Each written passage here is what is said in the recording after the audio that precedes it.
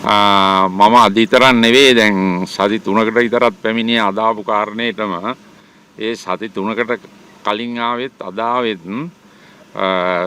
විශේෂයෙන්ම CID එකට පැමිණිල්ලක් ලැබිලා තිබෙනවා ජනාධිපති අරමුදලෙන් සල්ලි දීමේදී මහජන නියෝජිතයින්ට ඒ මහජන නියෝජිතින් මුදල් ලබා ගැනීමේදී නොයෙකුත් වැරදි තොරතුරු සපයලා තියෙනවායි කියලා.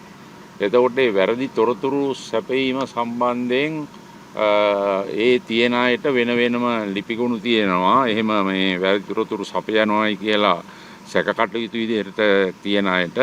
ඒක නිසා ඒගොල්ලන්ගේ ෆයිල් වෙන වෙනම අරගෙන ඒ විස්තර තොරතුරු මගෙන් ලබා ගත්තා. අනික මම විතරක් නෙවෙයි CID නිලධාරි මාතෘ ප්‍රකාශ කළා මීට පෙර හිටපු සියලුම ජනාධිපතිවරුන් ඒ කාලවලදී දුන්න යම් අක්‍රමිකතාවයක් සිදු වෙලා කියලා පේනවා නම් ඒ හැම ජනාධිපතිවරයෙක්ම ගෙනල්ලා මේ තොරතුරු සම්බන්ධයෙන් පැහැදිලි කර ගැනීමක් කරනවායි කියලා. ඒකට තමයි මම අද ආවේ. ඒ කියන්නේ ඔබතුමාට අමතරව වෙනත් ජනාධිපතිවරුත් ගෙන්නන්න ඉඩ තියෙනවා මේ අනුව. ඔව් එහෙම ගෙන්නනවායි කියලා කිව්වා.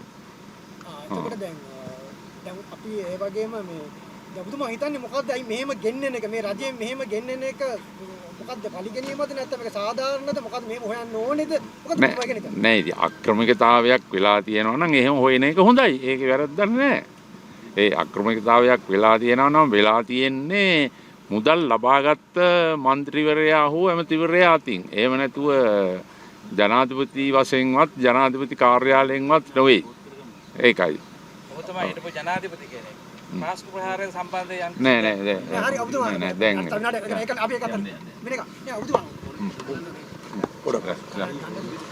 හරි ජය වේවා හොඳයි